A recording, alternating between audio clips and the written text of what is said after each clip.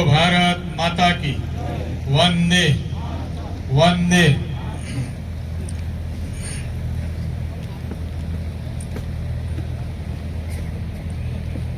कवांट खाते आ जिल्ला कक्षानी पशुपालन शिबिर એટલે શ્વેત ક્રાંતિથી પશુપાલકો ખેડૂત સમૃદ્ધ બને એના માટે એક શિબિરનું આયોજન આપણા જિલ્લા કક્ષાની ટીમે અહીંયા આપણને માર્ગદર્શન આપવા માટે કર્યું છે। કાર્યક્રમમાં આપણી સૌની વચ્ચે ઉપસ્થિત પૂર્વ સાંસદ ગીતાબેન રાઠવા, उपस्थित जिला पंचायतना उपप्रमुख रणजीतभाई, सिंचाई समितिना चेरमेन श्रीमती नयनाबेन,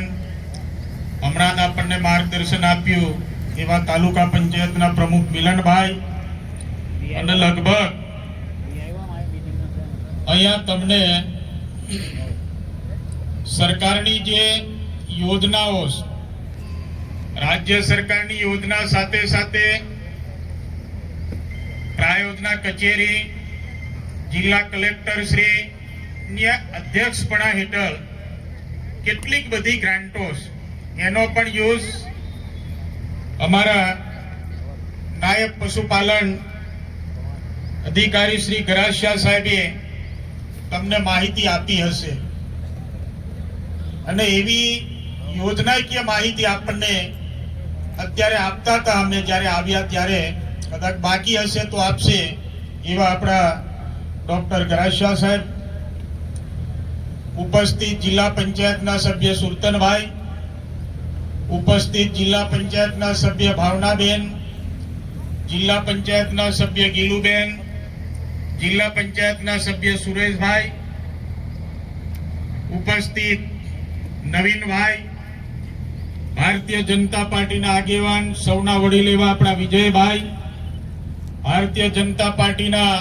आगेवान अने हमणां आपणे मार्गदर्शन आप्युं एवा गोविंदभाई राठवा साहेब, उपस्थित अमे मार्गदर्शन आपीने तमारी सौनी वच्चेथी अहींयाथी विदाय लेवाना छे, परंतु तमने श्वेत क्रांतिथी समृद्धि तरफ आपणुं परिवार खूब समृद्ध बने पशुपालनना व्यवसाय साथे जोडाईने એવું માર્ગદર્શન તમને આપવાના એવા સૌ મારા ડોક્ટર મહેશ ડામોર સાહેબ, ડોક્ટર એને પરમાર, એવા અનેક અધિકારીશ્રીઓ દ્વારા અહીંયા તમને સારા પશુઓની ઓલાદ માટે,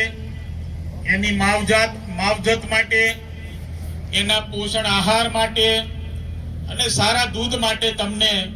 मार्गदर्शन अहींया आपवाना छे। एटले मने लागे छे त्यां सुधी वधारे समय अमे लईशुं तो मारा निष्णात डॉक्टरो द्वारा मारा पशुपालकोने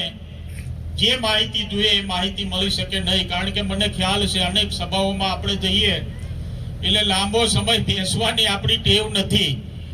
एटले मारे तमने एटલું જ કહેવું છે કે રાજ્ય સરકાર અને જિલ્લા કક્ષાની ગ્રાન્ટોમાંથી ઘણા બધા લાભો આપણને પ્રાપ્ત થાય છે। દૂધાળા પશુ માટે કે પછી અન્ય યોજના માટે આપણને ખૂબ લાભો જ્યારે મળી રહ્યા છે ત્યારે મને આમંત્રણ આપવા માટે પણ ડોક્ટર સાહેબ આવ્યા ત્યારે એમની સાથે મેં ચર્ચા કરી કે કવાંટ મુખ્ય તાલુકા મથકથી आथा डूंगरी तरफ એટલે કે નસવાડી પટ્ટામાં જઈએ ત્યારે એ પટ્ટામાં ખૂબ બધી દૂધ ડેરીઓ છે અને ત્યાંના ખેડૂતો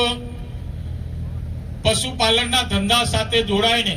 दूध भरीने પોતાનું જીવન સમૃદ્ધ બને એવા પ્રયત્નોને પ્રયાસો કરી રહ્યા છે। અહીંયા મિલનભાઈ પણ એ વિસ્તારના અને પોતે પણ એ ધંધા સાથે વ્યસ્ત। ત્યારે અહીંયા કવાંટથી માંડીને हमीरपुरा ने कड़ीपाणी तरफ आपणे जईए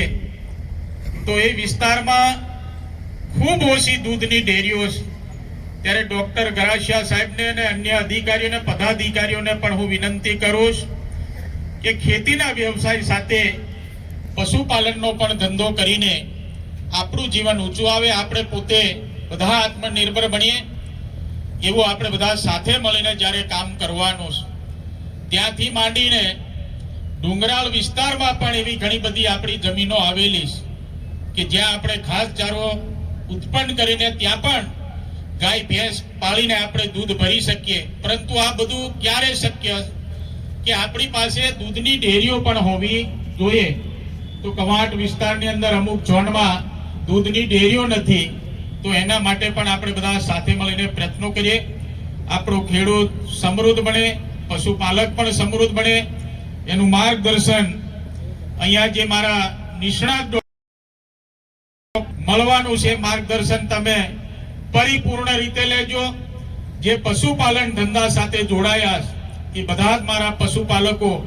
પૂર્ણ જ્ઞાન પ્રાપ્ત કરીને તમે ઘરે જાઓ અને એ પ્રમાણે આપણે પશુની માવજત કરીએ, એની સારવાર કરીએ, એની દેખરેખ રાખીને આપણે વધુમાં વધુ દૂધ લઈ શકીએ એવા આપણે એમની પાસેથી પ્રશિક્ષણ લઈને આપણે બધા આગળ વધીએ